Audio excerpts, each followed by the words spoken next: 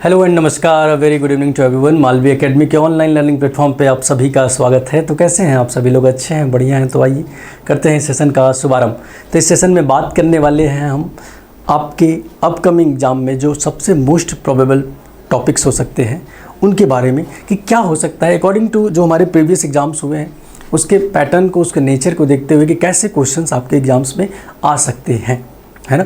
तो और detail discussion करेंगे इस पर कि कैसे क्वेश्चंस हमारे एग्जाम्स में आने की संभावना है, कौन कौन से टॉपिक्स आ सकते हैं, कौन कौन से चैप्टर्स ज़्यादा इंपॉर्टेंट है और कौन को अकॉर्डिंग टू प्रीवियस एग्जाम्स, हम ना, है ना। तो उसके हिसाब से हम लोग क्वेश्चन को डिसाइड करेंगे और एक आपको टॉपिक डिसाइड करेंगे कि हाँ हमको ये चीज़ें ज़्यादा पढ़नी चाहिए क्योंकि ये क्वेश्चन आ सकते हैं, या कुछ नए टॉपिक्स जो लगता है कि ये आ सकते हैं उनके बारे में भी बात करेंगे।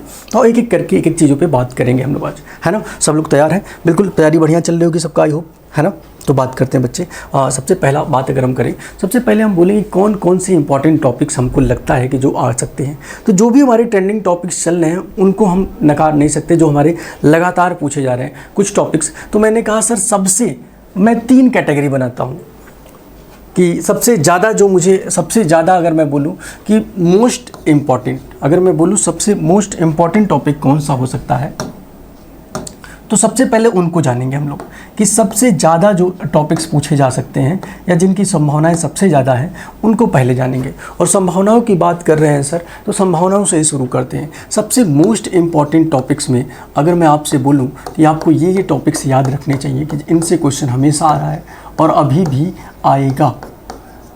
सबसे मोस्ट इम्पॉर्टेंट टॉपिक या सबसे मोस्ट प्रोबेबल टॉपिक, सबसे पहला टॉपिक अगर मैं बोलूँ तो प्रोबेबिलिटी को ही रख देते हैं सर, क्योंकि प्रोबेबल टॉपिक का नाम चल ही रहा है। तो प्रोबेबिलिटी हमारी सबसे इम्पॉर्टेंट टॉपिक हो जाती है, जिसको प्रायिकता कहते हैं। इससे एक क्वेश्चन तो आना ही है। अब वो क्वेश्चन कौन कौन से हो सकते हैं? ज़्यादातर क्वेश्चन पूछ रहा है वो बॉल से और कार्ड से, तो हो सकता है कि इन्हीं से आपको भी मिले, लेकिन कॉइन्स से भी पूछे गए हैं, कॉइन से भी क्वेश्चन पूछे गए हैं और आपके डाइस से भी पूछे गए। डाइस से बहुत कम पूछे गए हैं। तो डाइस का सम वाला जो है कि 2 डाइस को रोल करने पर सम क्या, डाइस को रोल करने पर सम 8 आने का, 7 आने का, 9 आने का, ऐसे एग्जाम्पल में अगर ऐसे क्वेश्चन आ जाए तो कोई बहुत मुश्किल सी बात नहीं है। अगर नया ऐड करना होगा तो ये पूछ देगा। और क्या पूछ सकता है बच्चे इसमें, इस टॉपिक में? ये तो चल ही रहा था। न्यू में इस टॉपिक में क्या पूछ सकता है बच्चे? न्यू में इसमें ईयर वाला क्वेश्चन अभी नहीं पूछा है कि अगर एक साल हो, लीप ईयर हो, है ना, लीप ईयर हो, नॉर्मल ईयर हो, ऐसे ईयर में बताओ कि लास्ट दिन एक एक्स्ट्रा डे होता है, सबको पता है। तो लास्ट दिन संडे होने का प्रोबेबिलिटी क्या है, मंडे होने का प्रोबेबिलिटी क्या है? तो आपको पता है ना कि नॉर्मल ईयर अगर रहेगा तो सर 1/7 और लीप ईयर रहेगा तो 2/7। ये चीज़ें, इस पे क्वेश्चंस आने की संभावनाएं अभी तक नहीं पूछा गया है बहुत ज़्यादा, तो पूछ सकता है। बाकी ये बॉल वॉल वाले क्वेश्चन तो वो लगातार पूछ ही रहा है।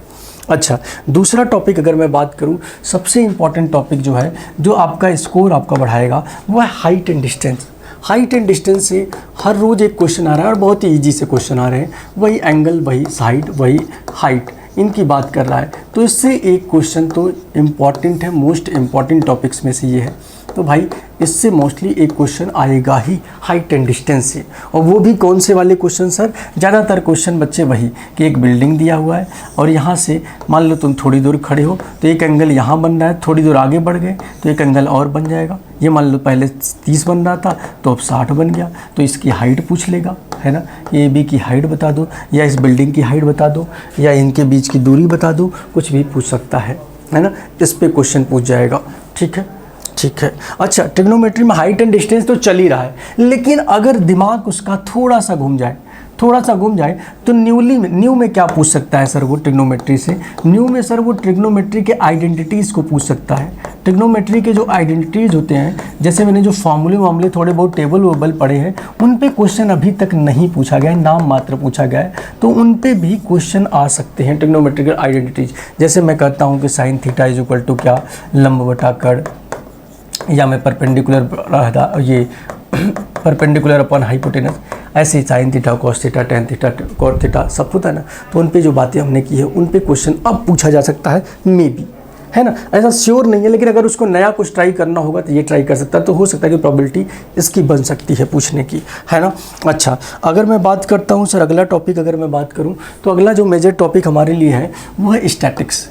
स्टैटिक्स से एक क्वेश्चन पूछा ही जाएगा, मीन मीडियन मोड, और इसमें कुछ भी नया नहीं पूछने वाला है, जो पुराना चल रहा है वही पूछेगा। मीन मीडियन मोड में कुछ भी नया नहीं चलेगा। ज़्यादा से ज़्यादा आपको टेबल का मीडियन और टेबल का मोड निकालने के लिए पूछ सकता है, टेबल में डेटा दे सकता है, बस इससे ज़्यादा कुछ अलग नहीं पूछ सकता। बाकी चीज़ें जो नॉर्मल चल रही हैं वही पूछेगा हमेशा, है ना। अच्छा, अब मैंने कहा sir trigonometry, height and distance, probability की बात हो गई। प्रॉफिट एंड लॉस या परसेंटेज से क्वेश्चन बच्चे, हमको लगता है कि अभी तक तो परसेंटेज से क्वेश्चन जो भी पूछा गया वही सब पूछा गया कि अगर मान लो x%, है ना, ज़्यादातर क्वेश्चन पूछे नहीं गए। एक दो क्वेश्चन अभी न्यू में इंट्रोड्यूस किया है कि x% of 100 is equal to y% of 200, ऐसे टाइप से क्वेश्चन पूछ के और आपसे x और y का रेशियो पूछ ले, या 3 बार दे के x y z का रेशियो पूछ ले, तो ये वाले टाइप के क्वेश्चन अब इंट्रोड्यूस हो रहे हैं, तो पूछे जा सकते हैं। बाकी जो परसेंटेज के आपके इनकम और एक्सपेंडिचर वाले क्वेश्चन थे वो इंपॉर्टेंट है। इनकम माइनस एक्सपेंडिचर वाला जो फॉर्मूला पे हम क्वेश्चन करते थे इज इक्वल टू सेविंग वाला, ये इंपॉर्टेंट है। और एक आपका सर प्रॉफिट, ये वाला प्राइस इंटू कंजप्शन, इस पे जो क्वेश्चन हमने किया था ये इंपॉर्टेंट है। कंजप्शन इज इक्वल टू क्या है हमारा, price into consumption is equal to हमारा क्या होता था बच्चे, एक्सपेंडिचर, खर्चा हमारा। अच्छा, successive increase and successive decrease से क्वेश्चन इस बार नहीं पूछे गए हैं, तो पूछे जा सकते हैं। अभी तक वो सब इंट्रोड्यूस, लेकिन आज ऐसा क्वेश्चन एक देखने को मिला कि सर जो increase, successive increase and decrease पे जो क्वेश्चन था, सक्सेसिव इंक्रीज एंड डिक्रीज पे क्वेश्चन जो आपके परसेंटेज में पूछता है, जैसे कि किसी सिलेंडर का हाइट अगर 10% बढ़ा दें, है ना, हाइट को अगर 10% बढ़ा दें, रेडियस को अगर 20% कम कर दें, तो बताओ उसकी सरफेस एरिया में क्या चेंज आएगा, उसके वॉल्यूम में क्या चेंज आएगा। इन पे क्वेश्चन पूछ रहा है परसेंटेज से, अब तो अभी पूछ सकता है इन पे भी क्वेश्चन, ठीक बात। अच्छा, आगे की बात करते हैं बच्चे, हमारे पास अगला टॉपिक जो हमारा है SI and CI। SI and CI से क्वेश्चन अगर पूछेगा तो नॉर्मल वही क्वेश्चन पूछेगा जो SI CI का अंतर, CI SI का डिफरेंस वाला फॉर्मूला सर, 2 साल का डिफरेंस वाला, 3 साल का डिफरेंस वाला क्वेश्चन, है ना। और नॉर्मल CI को पूछ सकता है कि कंपाउंड इंटरेस्ट बता दीजिए, 1 साल का, 2 साल का, 3 साल का, टाइम पीरियड दे के आपको रेट दे के आपसे पूछ सकता है इस पर क्वेश्चन। या इसमें बहुत ज़्यादा हाफ ईयरली, 3 मंथ, 4 मंथ, ऐसे करके ईयरली और मंथली वाले क्वेश्चन पूछ सकता है ना। यही सब क्वेश्चन आपको SI एंड CI में देखने को मिलेंगे। स्पीड, टाइम, डिस्टेंस की बात करेंगे, उसके पहले time and work. Time and work से क्वेश्चन लगातार पूछे जा रहा है, और वही नॉर्मल से क्वेश्चन सर, कुछ नया और इसमें पूछने का उसके पास स्कोप भी नहीं है।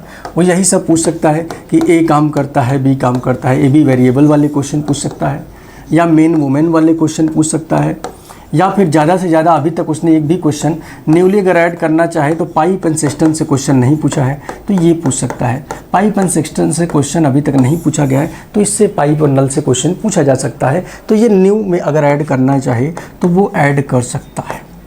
बाकी चीज़ें तो वही पुरानी ही चल रही हैं। मैंने कहा बच्चे आगे और टॉपिक की बात करें, सबसे मेजर टॉपिक मेंसुरेशन से।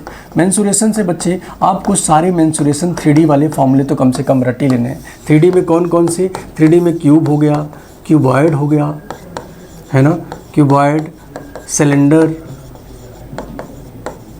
कोन, स्फीयर, ये 5 फॉर्मूले रटे रहो। इन्हीं फॉर्मूले पे बेस क्वेश्चन आ रहा है। अब इसी में आपको चेंज करना होगा, तो बस यही कर सकता है कि सिलेंडर की हाइट अगर दोगुना कर दी जाए, पहले सिलेंडर की हाइट मान लो h थी, रेडियस मान लो r थी, अब मैंने कहा कि सिलेंडर की हाइट को दोगुना बढ़ा दिया, दोगुना बढ़ाने का मतलब 2h कर दिया, r सेम ही रहा, तो बताओ उसके वॉल्यूम में कितना चेंज आया होगा। तो भाई पाई r स्क्वायर h यहाँ फॉर्मूला लगाओगे, यहाँ पे क्या लगाओगे, पाई r स्क्वायर 2h लगा दोगे, तो 1:2 से मतलब से 2 से बढ़ गया, है ना। तो वो सब चीज़ें आपसे पूछी जा सकती हैं। बाकी और क्वेश्चन कौन सा, जैसे मैंने कहा कि किसी सेब को, सिलेंडर को मेल्ट करके मुझे 10 गोले बनाने, मतलब कि बहुत सारे गोले बनाने, बताओ कितने गोले बनाए जा सकते हैं, कितने स्फीयर बनाए जा सकते हैं।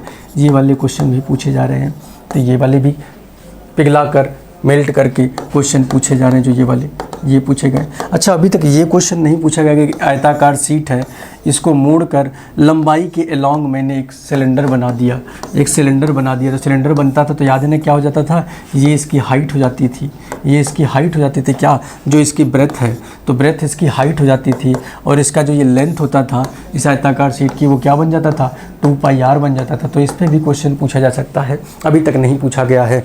अच्छा, और मैं बात करूं और क्या पूछा जा सकता है, सर्कल में अभी तक सर्कल को उसने काटना नहीं बोला कि इसका क्वार्टर सर्कल बना दूं, तो हो सकता है क्वार्टर सर्कल वाला क्वेश्चन पूछ ले, है ना, कि चौथा पार्ट का सर्कल का रेडियस या इसका परिमाप, इसका एरिया, ऐसे क्वेश्चन पूछ सकता है ना। तो ये सब चीज़ें पूछी जा सकती हैं आपके अपकमिंग एग्जाम्स में।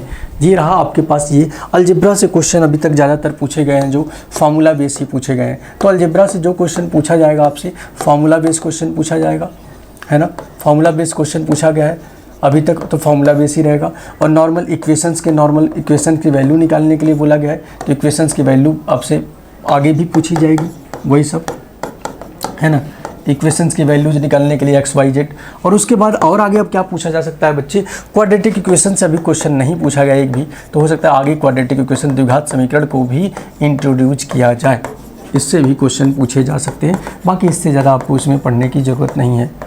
अच्छा, कोऑर्डिनेट ज्योमेट्री से भी क्वेश्चन पूछा गया आपसे, तो कोऑर्डिनेट ज्योमेट्री अपकमिंग एग्जाम के लिए इंपॉर्टेंट क्या हो सकता है सर, कुछ भी नया नहीं पूछा गया, जो पीछे पूछा गया है उन्हीं को इंपॉर्टेंट आप मान के चलो, जो मैंने एनालिसिस कराया है, जो मैंने क्लास में क्वेश्चन कराया। आप ज़्यादा कुछ मत पढ़ो, जो कोऑर्डिनेट ज्योमेट्री की क्लास एक कराई होगी मैंने वही पढ़ लो, उतना ही सफिशियंट है। PYQ के सारे क्वेश्चन ही बस तुम लगा लो, वही तुम्हारे लिए उसी में से ही आना है, श्योर शॉर्ट है सर, उसी से ही क्वेश्चन आएगा, जो भी आ जाए, चाहे जो आ जाए कोऑर्डिनेट ज्योमेट्री से। अभी तक अच्छा, नए टॉपिक्स जो हमारे कुछ ट्रेंडिंग नए टॉपिक्स जो हमसे लगता है कि पूछ सकता है, न्यू टॉपिक में अगर उसको कुछ पूछना होगा बच्चे, तो आपसे पूछेगा न्यू टॉपिक में, देखो क्या क्या न्यू टॉपिक में अभी तक उसने ज़्यादातर क्वेश्चन ट्रायंगल से नहीं पूछे हैं, ट्रायंगल से बहुत कम, इस ट्रायंगल में मीडियन वाले क्वेश्चन अभी तक नहीं पूछे हैं, इन सेंटर सर्कल में बनने वाले या बाहर सर्कल बनने वाले ये क्वेश्चन नहीं पूछे हैं अभी तक, है ना। और क्या पूछ सकता है बच्चे, पॉलीगन अभी तक नहीं पूछा गया है, तो पॉलीगन से अगर पूछना चाहे या पॉलीगन बहुभुज से पूछना चाहे बच्चे, तो इससे भी क्वेश्चन पूछा जा सकता है अपकमिंग एग्जाम्स में। जो नए टॉपिक्स हमको लगता है कि अगर इंट्रोड्यूस करना होगा तो उसको, अभी तक उसने लाइन्स एंड एंगल से बहुत, अभी तक कॉम्प्लीमेंट्री सप्लीमेंट्री एंगल ये पूछा ही नहीं अभी तक उसने। पिछले साल इसमें से क्वेश्चन पूछे गए थे, लेकिन अब नहीं पूछ रहा है इस साल, तो हो सकता है कि अभी इसको भी पूछ सकता है। एंगल से रिलेटेड और कोई क्वेश्चन, जैसे बच्चे साइक्लिक क्वाड्रेटल पे अभी तक क्वेश्चन नहीं पूछा है, कि अगर मान लो किसी साइक्लिक क्वाड्रेटल, साइक्लिक मतलब चक्रीय चतुर्भुज पर, इस पर भी क्वेश्चन अभी तक नहीं पूछा गया है, तो हो सकता है कि अपकमिंग एग्जाम में इन पे क्वेश्चन आपको देखने को मिले, चक्रीय चतुर्भुज पर भी क्वेश्चन मिल सकता है, ठीक है। LCM SCF से अभी तक क्वेश्चन नहीं पूछा गया है, तो हो सकता है कि LCM SCF भी आपको कहीं ना कहीं देखने को मिले।